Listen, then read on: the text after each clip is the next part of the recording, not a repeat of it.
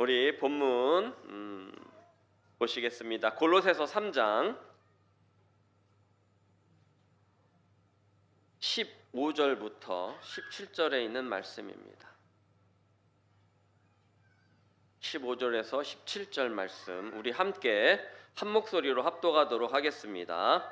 그리스도의 평강이 너희 마음을 주장하게 하라. 너희는 평강을 위하여 한 몸으로 부르심을 받았나니 너희는 또한 감사하는 자가 되라. 그리스도의 말씀이 너희 속에 풍성히 거하여 모든 지혜로 피차 가르치며 권면하고 시와 찬송과 신령한 노래를 부르며 감사하는 마음으로 하나님을 찬양하고 또 무엇을 하든지 말에나 일에나 다 주 예수의 이름으로 하고 그를 힘입어 하나님 아버지께 감사하라. 아멘. 지난 시간부터 저희가 이제 감사를 회복하자라는 말씀을 시작했습니다. 먼저 감사는 하나님의 은혜와 능력을 어떻게 해드리는 거라고요? 인정해 드리는 거다 그랬습니다. 그래서 감사가 고마움에 대한 표현이긴 하지만 성도에게 감사는 하나님의 능력과 은혜를 인정해 드리는 우리의 고백이다. 그리고 감사는 그것을 인정해 드리는 도구가 되어야 된다라고 말씀을 드렸습니다. 그리고 감사는 염려나 걱정이나 근심 대신에 우리가 하는 것이 감사다 그랬습니다. 염려가 생겼을 때 염려하고 걱정이 생겼을 때 근심하는 것은 너무 뭐라고 말씀드릴까요? 나 자신을 쓰러뜨리는 그런 일이에요. 하지만 그런 일 중에서도 그런 가운데서도 감사할 수 있으면 그 감사가 나를 일으키는 힘이 되는 줄 믿으시기를 바랍니다. 그래서 감사는 예배이자 믿음의 증거다. 내 믿음의 증거다. 내가 이 믿음이 이 정도까지 자라났구나라는 것을 측량할 수 있는 그런 증거가 되는 줄 믿습니다. 그래서 이제부터라도 여러분 감사를 회복하는 그런 삶 속에서 감사의 능력을 회복하시기를 축원을 드립니다. 자, 오늘 함께 은혜를 나눌 말씀의 제목은 감사의 생활입니다. 오늘 읽은 말씀은 사도 바울이 사랑하는 자신의 믿음의 자녀들 골로새에 있는 그런 그 형제들에게 성도들에게 너희가 여러 가지 은혜를 많이 받았으니까 어떻게 하는 자가 되라? 감사하는 자가 되라라고 이렇게 권면하는 말씀입니다. 우리가 잘 아는 찬양 선한 능력이라는 찬양이 있어요. 그 능력을 작사한 보네포라는 사람이 이렇게 말했습니다. 그리스도인과 비그리스도인을 구별하는 방법은 감사다 그랬습니다. 감사를 늘 하는 사람은 어떤 사람이에요? 그리스도인이고 감사를 하지 않는 사람은 어떤 사람이라고요? 비그리스도인이다 라고 했어요. 그래서 이렇게 볼 때 성도의 삶이란 어떤 삶이 되어야 되느냐? 바로 감사의 삶이 되어야 될 줄 믿습니다. 그래서 오늘은 감사를 회복하기 위해서 감사의 생활은 어떤 것인지 우리가 살펴보면서 함께 은혜를 나누도록 하겠습니다. 자, 감사하는 생활은 어떤 것이냐? 첫 번째, 언제든 감사하는 것입니다. 우리 따라서 해보겠습니다. 감사의 생활은 언제든 감사하는 것입니다. 데살로니가전서 5장 18절 우리 함께 읽어보도록 하겠습니다. 범사에 감사하라. 이것이 그리스도 예수 안에 너희를 향하신 하나님의 뜻이니라. 아멘. 우리 지난주 본문이었죠. 범사에 감사하는 겁니다. 말씀을 준비하면서 깨달은 진리가 있었어요. 그렇구나. 이게 맞는 거구나. 그래서 함께 나누려고 하는데 여러분 감사하는 마음에는 하나님이 계시더라는 것입니다. 그렇다면 불평하는 마음에는 하나님이 계십니까? 안 계십니까? 안 계십니다. 안 계신다라고 말하기보다 불평하는 사람은 마귀의 괴계에 빠지기 쉽다라는 것입니다. 그리고 축복은 감사의 문으로 들어오더라는 것입니다. 내가 감사하면 감사할수록 축복이 나에게 들어오는 거예요. 그러면 내가 그럼 불평하면 어떻게 되느냐? 감사가 그 불평하는 문으로 나가더라는 것이죠. 그래서 감사는 축복을 부르는 문이요 불평은 축복을 내쫓는 문이더라는 것이죠. 감사하면 축복의 문이 열린다라는 말입니다. 반대로 불평하면 감사는 사라지더라. 축복의 문이 닫히게 되더라라는 것입니다. 여러분 감사하는 일이 있어서 감사할 때는 누구나 감사할 수 있어요. 하지만 기억해야 될 것은 언제든 감사하면 축복의 문이 열릴 줄 믿으시기를 바랍니다. 우리가 축복의 문이 열리면 또한 감사의 조건도 들어오게 되더라는 것입니다. 반대로 불평하면 불평할 수밖에 없는 조건들이 또 생기는 거겠죠. 어떤 청년이 호두나무 아래에서 누워가지고 호두 열매를 쫙 살펴봤어요. 감나무 아래에서 감 떨어지길 기다린다는 이야기는 들어봤어도 호두나무 아래에서 호두를 봤다라는 이야기는 처음 들어보시죠? 그래서 호두알을 쳐다보면서 그렇게 했어요. 하나님이 분명히 저 호두를 잘못 만드신 것이 틀림이 없어. 하나님 호두를 수박만큼 크게 만들어 주셨으면 하나만 따서 팔아도 돈이 될 텐데 저 조그만 것을 내가 언제 다 따나 하고 이제 쳐다보고 있다가 바람이 살랑살랑 불어오니까 그 밑에서 어떻게 했어요? 잤어요. 한참 단잠에 빠져 있는데 그냥 어디서 딱 소리와 함께 그냥 자기의 그 코를 때리는 일이 있는 거예요. 그래서 자다가 벌떡 깬 청년이 보니까 뭐가 떨어졌어요? 호두알이 떨어진 거예요. 코를 만져보니까 피도 나고 벌써 탱탱 부어서 얼얼한 거예요. 그러고 보니까 깨닫는 게 있었어요. 하나님이 호두나무를 잘 만드셨어요? 못 만드셨어요? 잘 만드셨어요. 하나님 호두나무를 너무너무 잘 만드셔서 감사합니다. 수박만큼 크게 만들었다면 제 머리통이 깨질 뻔했습니다 라고 했다는 것이죠. 무슨 말씀입니까? 같은 조건에 있다고 하더라도 불평할 수도 있고 감사할 수도 있더라는 것입니다. 지금 내가 처한 조건이 아이고 누가 보더라도 감사할 수 없는 조건이지만 그래도 감사할 수 있다면 그 조건은 감사의 조건이 되더라는 것입니다. 우리 시편 100편 3절을 함께 읽어보도록 하겠습니다. 다 같이 시작. 여호와가 우리 하나님이신 줄 너희는 알지어다. 우리는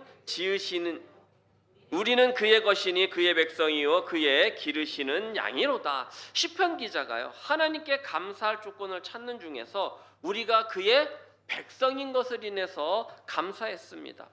그가 우리를 지으신 것을 위해서 감사했습니다. 우리가 그의 기르시는 양을 인해서 감사했습니다. 하나님의 자녀된 것을 여러분 감사해 보셨습니까?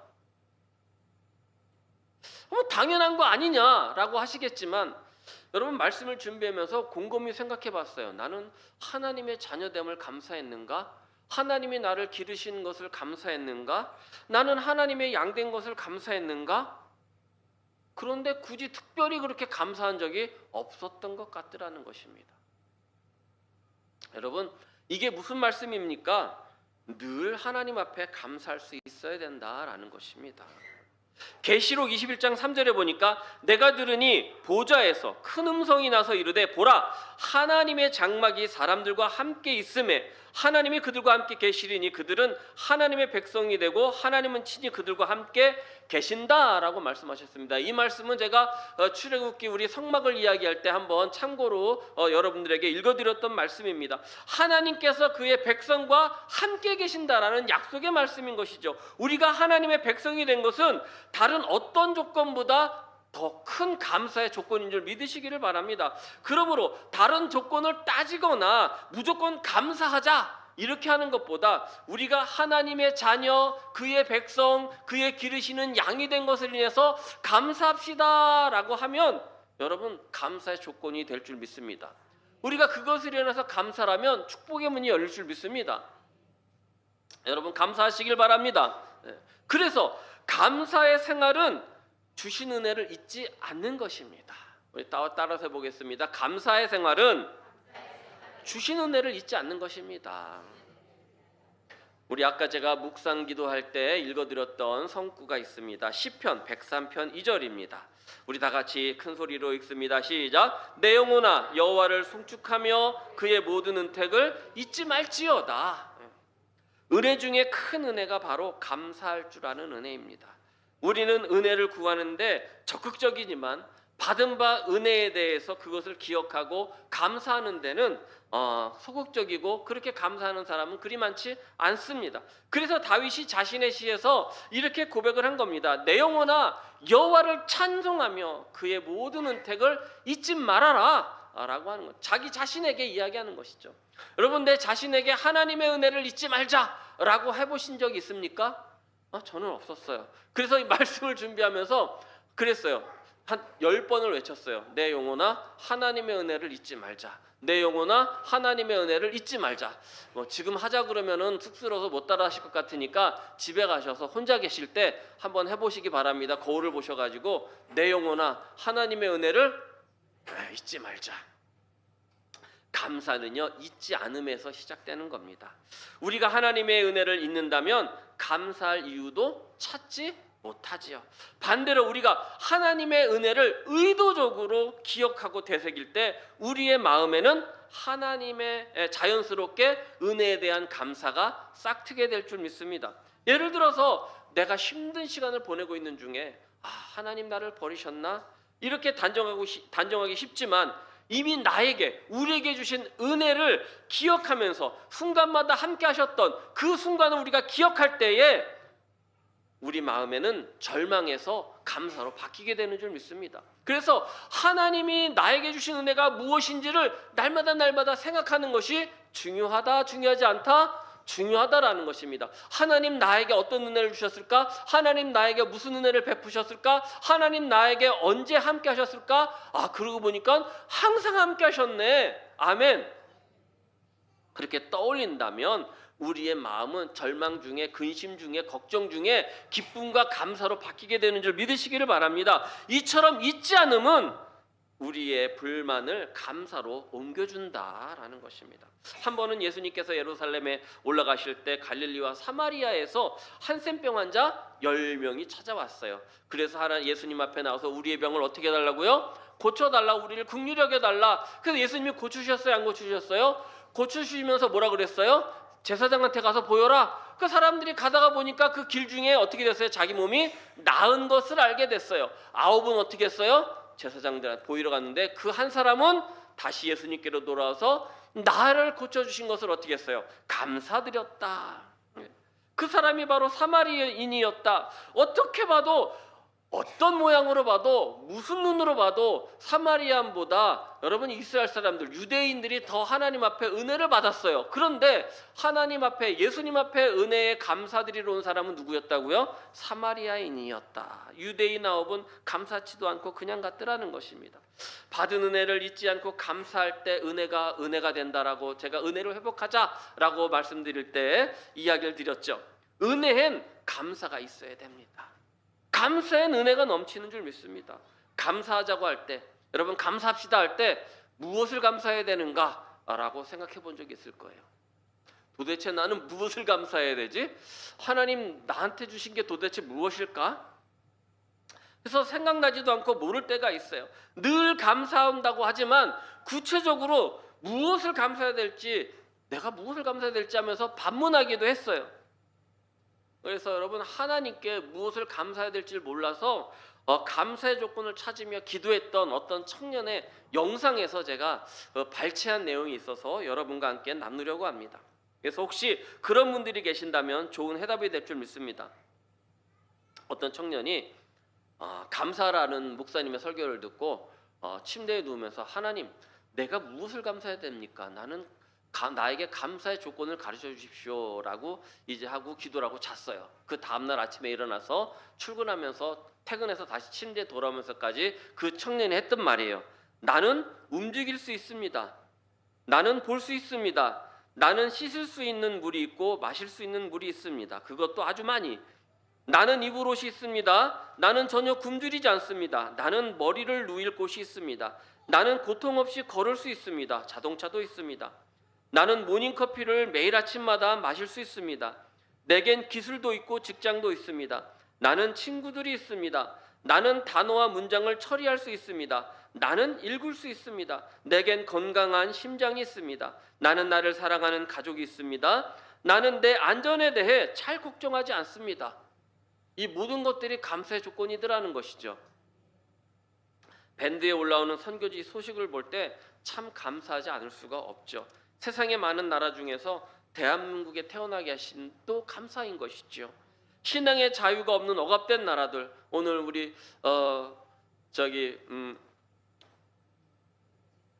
이재욱 청년이 죄송합니다. 갑자기 이재욱 청년이 와 있는데 저 인도만 하더라도 예수 믿는다고 하면 핍박하고 데려다가 돌로 던지고 휘발유 끼얹어서 불 붙이려고 하고 지금도 그러는 곳이 바로 인도예요.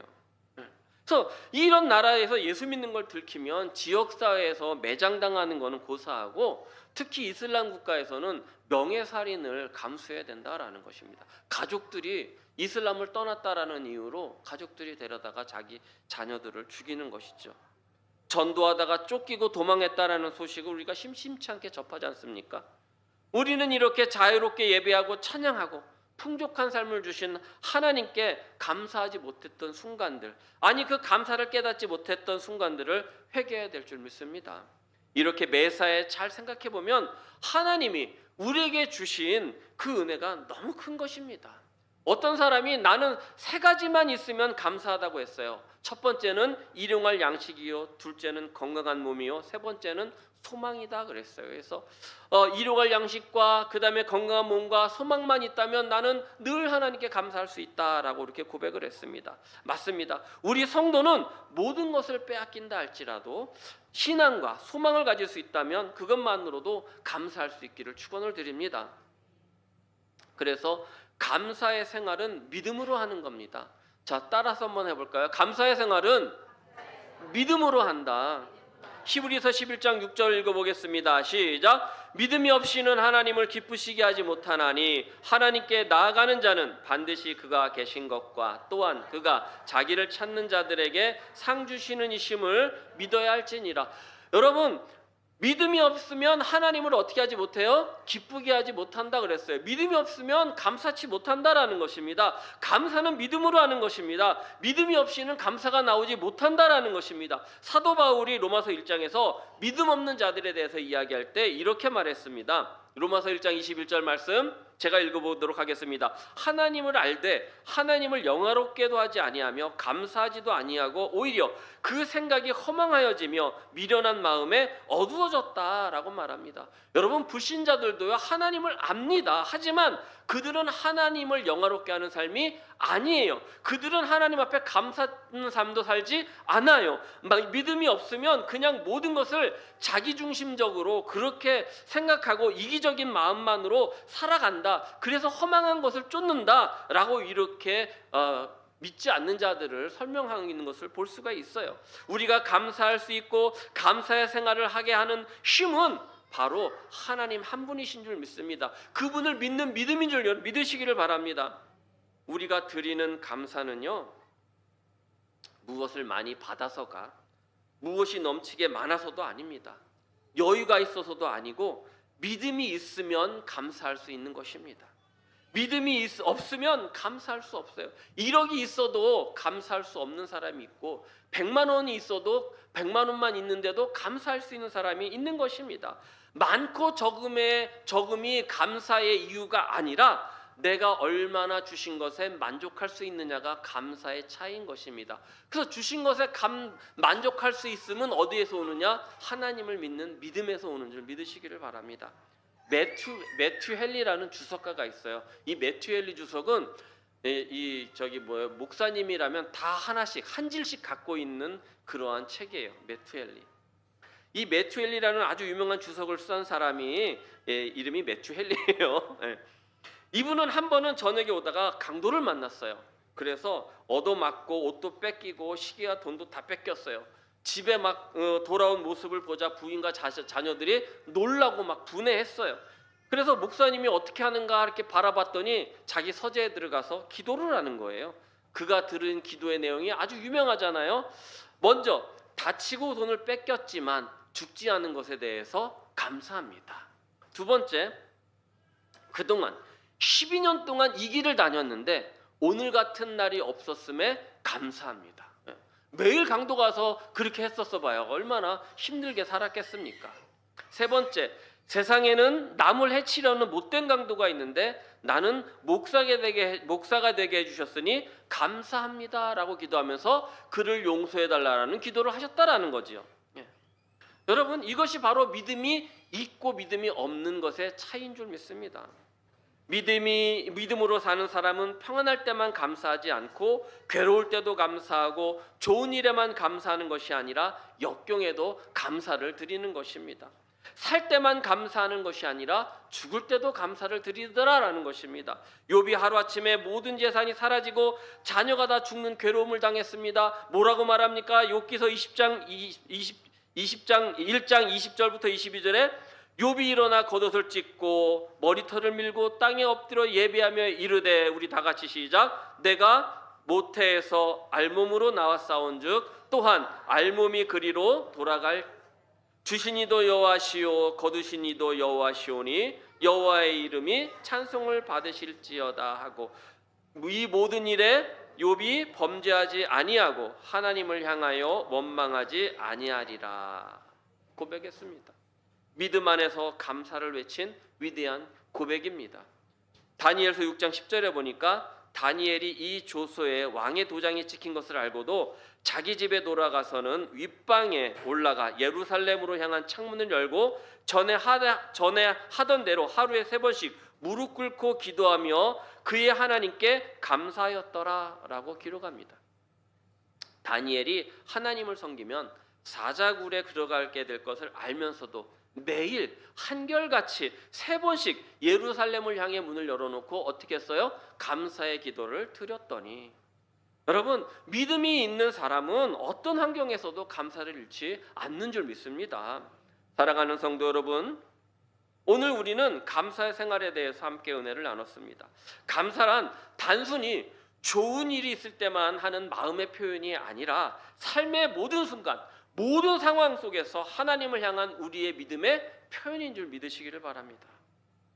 범사에 감사하는 축복의 문을 여는 첫 번째 열쇠가 바로 감사.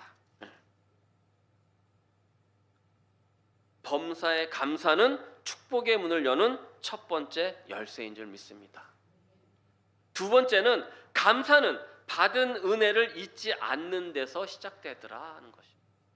매일의 삶 속에서 우리가 누리는 모든 것들, 심지어 당연하게 여겼던 것들까지 하나님의 은혜임을 깨닫고 여러분 감사할 때 우리의 마음은 불평에서 감사로, 절망에서 소망으로 바뀌게 될 줄 믿습니다. 마지막으로 감사는 오직 믿음으로만 가능합니다. 믿음의 사람들이 할 수 있는 것이 감사라는 것입니다. 믿음은 우리로 환경을 뛰어넘어서 하나님을 바라보게 합니다. 감사는 바로 이 믿음의 가장 확실한 증거인 것입니다. 사랑하는 성도 여러분, 우리는 무엇이 많아서 무엇이 넘쳐서 감사하는 것이 아닙니다. 우리가 감사함은 바로 우리 안에 살아계신 믿음, 즉 하나님께서 우리를 사랑하시고 우리와 함께 하신다는 굳건한 믿음으로 감사의 고백이 나오는 줄 믿으시기를 바랍니다. 우리 오늘 본문 말씀 다시 한번 읽어보고 말씀을 마치도록 하겠습니다. 골로새서 3장 15절서부터 17절 말씀입니다. 시작. 그리스도의 평강이 너희 마음을 주장하게 하라. 너희는 평강을 위하여 한 몸으로 부르심을 받았나니 너희는 또한 감사하는 자가 되라. 그리스도의 말씀이 너희 속에 풍성히 거하여 모든 지혜로 피차 가르치며 권면하고 시와 찬송과 신령한 노래를 부르며 감사하는 마음으로 하나님을 찬양하고 또 무엇을 하든지 말에나 일에나 다 주 예수의 이름으로 하고 그를 힘입어 하나님 아버지께 감사하라. 아멘. 바라기는 우리 모두 어떠한 환경 속에서도 하나님을 향한 감사를 잃지 마시기 바랍니다. 믿음의 사람이 되시기를 소망합니다. 우리의 삶이 불평과 원망으로 가득 찬 그러한 삶 속에서 감사의 향기를 퍼뜨릴 수 있는 축복의 통로가 되기를 다시 한번 주님의 이름으로 축원을 드립니다.